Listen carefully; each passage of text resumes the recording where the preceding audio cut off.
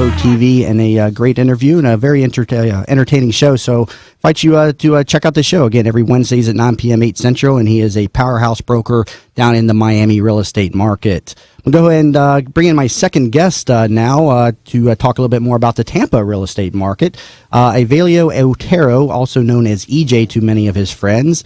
He is currently an independent geopolitical commentator and foreign affairs political military consultant, and is a recipient of one of the highest military awards, the Defense Superior Service Medal. He also earned the Defense Meritorious Service Medal 4 times, 3 Joint Service Commendation Medals, 2 Air Force Commendation Medals, the Air Force Expeditionary Medal, and the Global War on Terrorism Expeditionary Medal, and several other military and international awards and recognitions. Evelio, welcome to the show. Hey, well, thank you. Thank you for having me here. Hey, thank you for coming on the show again.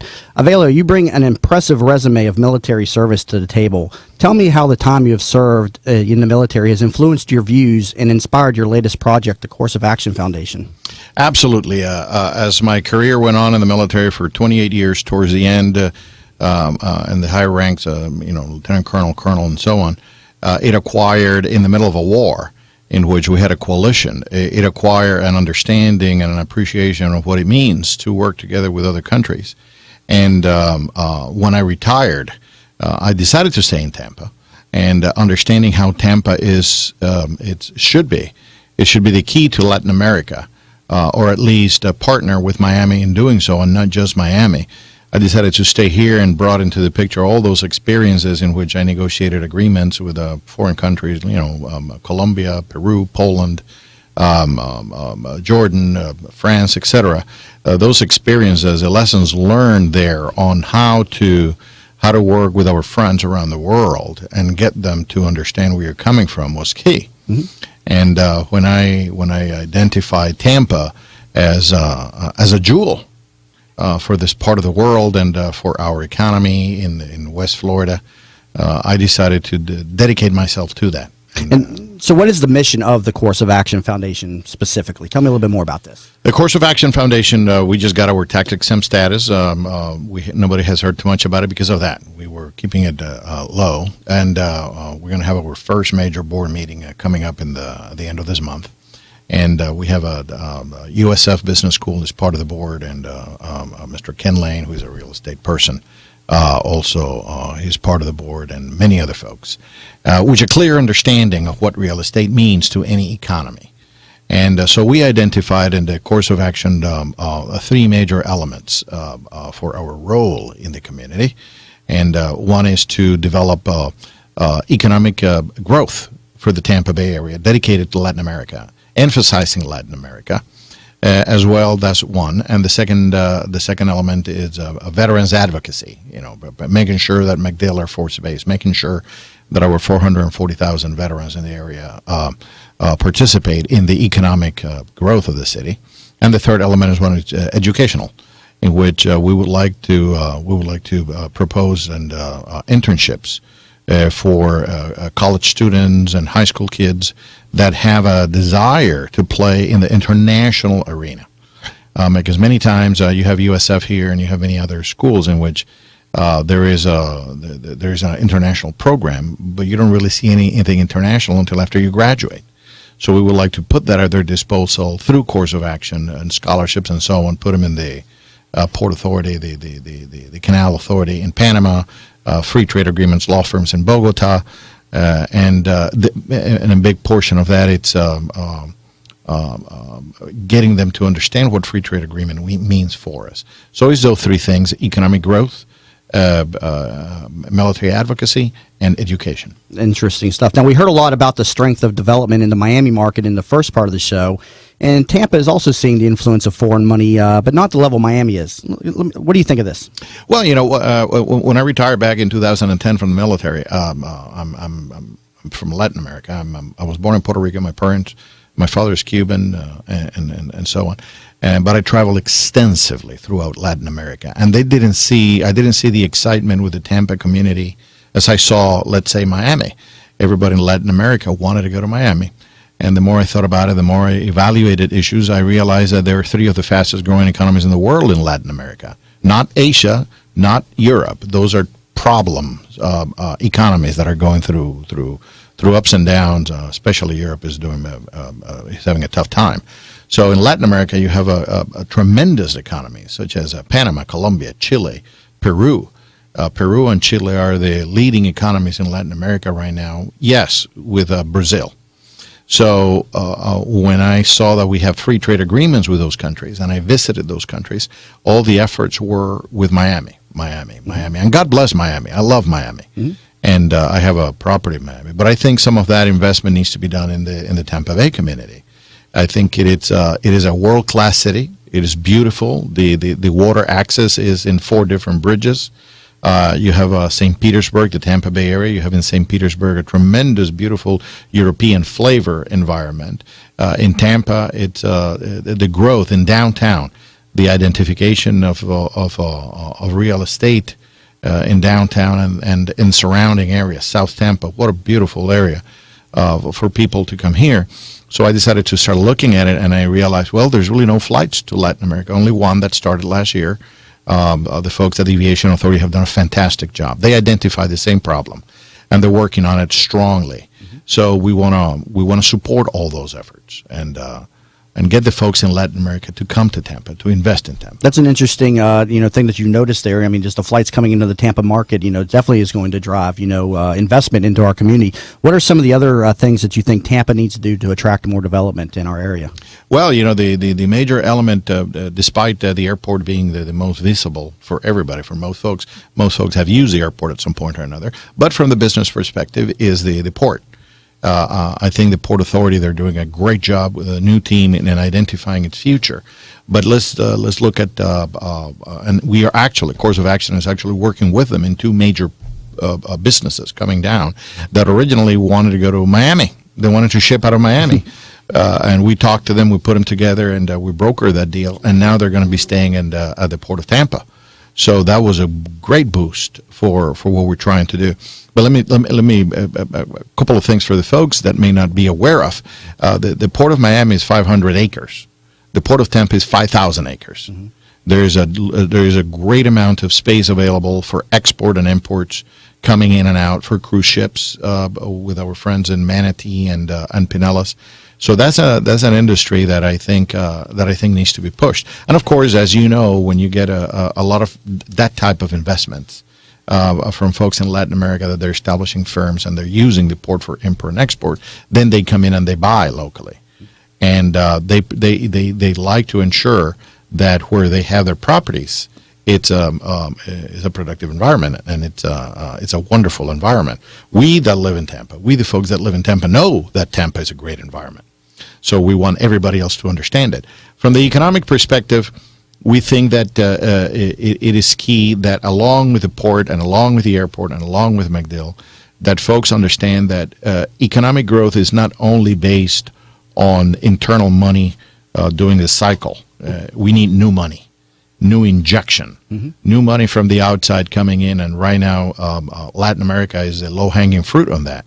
So I want to play in that role. I want the foundation, and I want the city of Tampa to enjoy that. Some great information.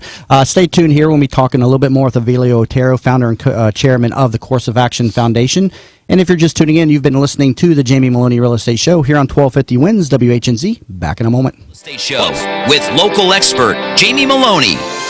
Now, here's Jamie.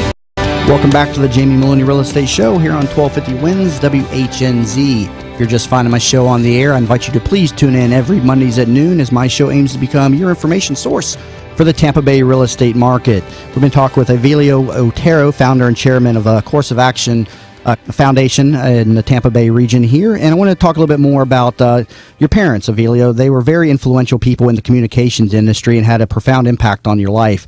Tell me a little bit more about their successes and their influence on your life.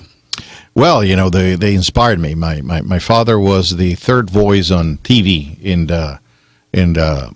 Latin America. And he was the first voice on TV in Puerto Rico. He's actually one of the founders of... On Telemundo? On Telemundo. The first voice that went out that identified Telemundo was my dad. Okay.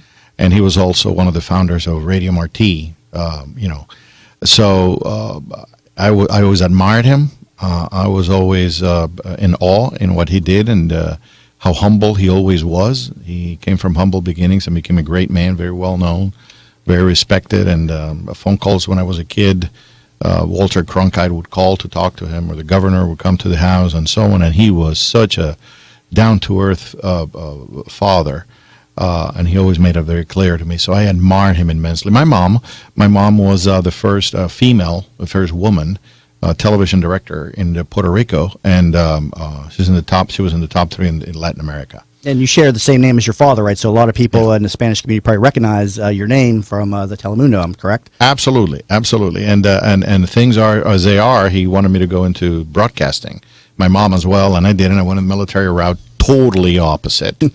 But well, I think you did pretty well. I mean, I had to catch my breath reading all your awards and commendations. So. Well, yeah, but when I retired, the funny thing is that the first job that I was offered was as a political analyst for CNN International. So I was doing in Spanish.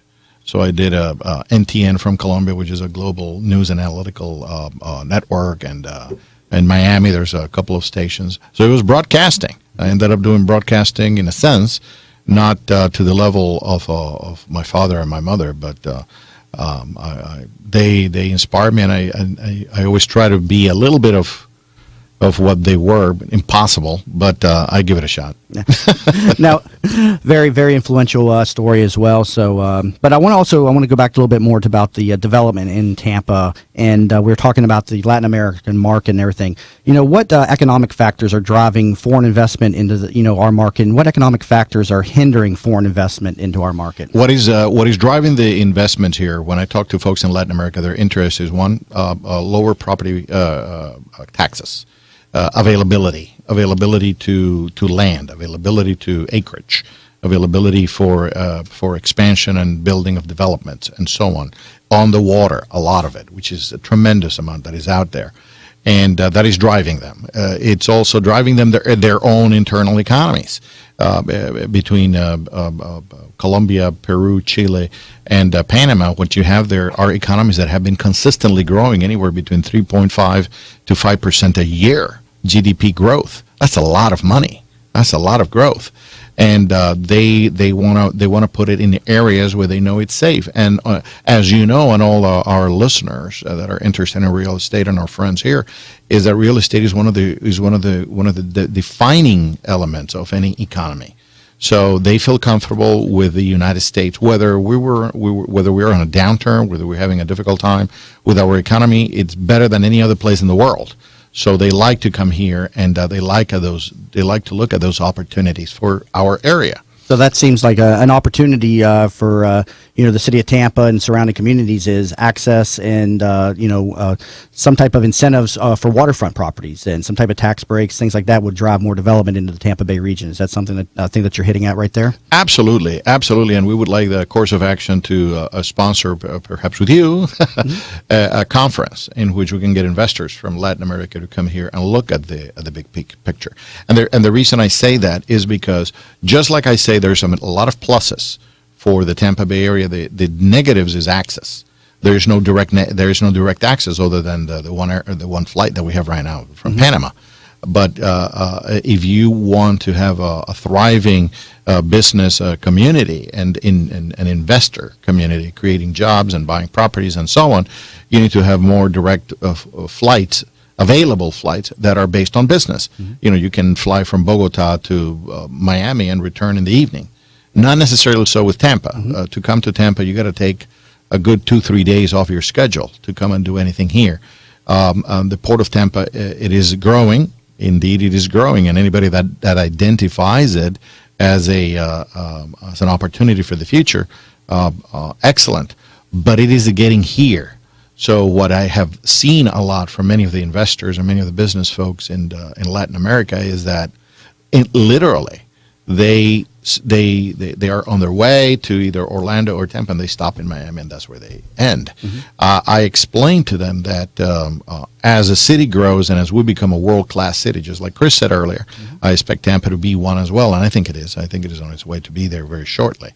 Is that when it comes to Miami, in Miami, if you're a person with money, if you're a person with deep pockets, you're going to take a line you're going to take a number at the bank and be one of the many. Here in Tampa, you're it.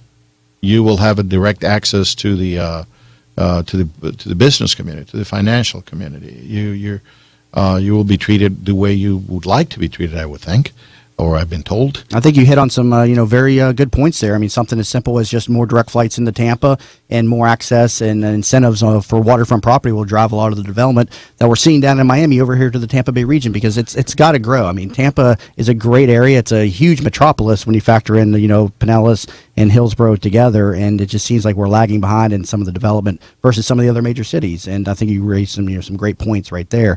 Now, you're also, your love of country has inspired you to get involved in the political process in Florida. Tell me a little bit more about this. Oh, that was I always wanted to help in the community. I always wanted to do the best I can for the folks that were so kind to me during the war years. And I ran for Congress. I gave it a shot. In 2012, I ran for Congress, and we did not succeed. But the ideas have not changed. So they're embraced by both political parties and members from the community, regardless of the party. Mm-hmm. Economic growth is something that everybody wants, everybody likes. Economic growth and education, expansion of education opportunities for students, and expanding the international footprint of the city. That is always that everybody wants. So after the campaign, I found that the folks that were not on my party, that would not favor me at the time, came around. They're my friends. We have a great relationship. Mine was a very positive campaign. It was not negative in any way, shape, or form. Mm-hmm. And they're helping. They're participating in the foundation. Mm-hmm. Course of Action Foundation. I think the website www.coafoundation.org or .com. But your involvement in the political process at that time has kind of catapulted you into your role right now. You're still very involved in the Tampa community, correct? Absolutely, and I didn't think it was going to be so. I didn't seek it. It just happened after the campaign. The whole political spectrum addressed me and talked to me and had conversations with me that the ideas were good and they wanted to maintain them. They want to continue pushing them forward. Mm-hmm. And I liked that. And so I offered myself to anybody, regardless of political persuasion. I offered myself to anybody to help. Mm-hmm. And this wonderful community of ours and this great state of ours. Yeah, I mean, it's definitely a great, community, and I've always kind of, wondered, why is the development lagging behind? And you look down in Miami, which is just, 3 hours away. Where's the development? Well, it's for the development, you need to have the access and the money, mm-hmm. And in Miami, it's like right there. Regardless of any other things, the accessibility. Although here in Tampa, we're on our way to having some more, but the development in Tampa, it's bound to come, more so than it is. It is growing, as you know. Mm-hmm. It is growing. It's very positive. There are folks that their property values are increasing. My house, property values that are increasing. There are other areas that are going to be expanding in growth. So if you own a property, or if you're about to own a property in Tampa, this is a place to do it.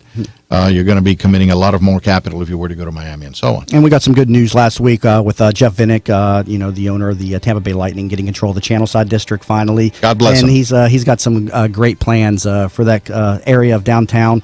So that's some good news. So hopefully we'll see some spinoff developments from his involvement as well. Evelio, thank you very much for coming on to show some great information. Appreciate it very much. Thank you. If you're just tuning in, you've been listening to the Jamie Meloni Real Estate Show here on 1250 Wins WHNZ. And again, you'll find my show on every Mondays at noon, so I invite you to please tune in, as this show aims to become your information source for the Tampa Bay real estate market. On today's show, we talked with Chris Levitt, star of $1 Million Listing Miami, which airs every Wednesdays at 9 p.m., 8 Central. And also like to thank my co-hosts who are in the studio today, the lovely Stella Giudicelli of Coldwell Banker, and also Malcolm Tennant of Access Reverse. Go to him for all of your reverse mortgages needs at accessreverse.com. I'll catch you all back here next Mondays at noon, so please have a great week, and I'll see you here next Monday at noon on the Jamie Meloni Real Estate Show.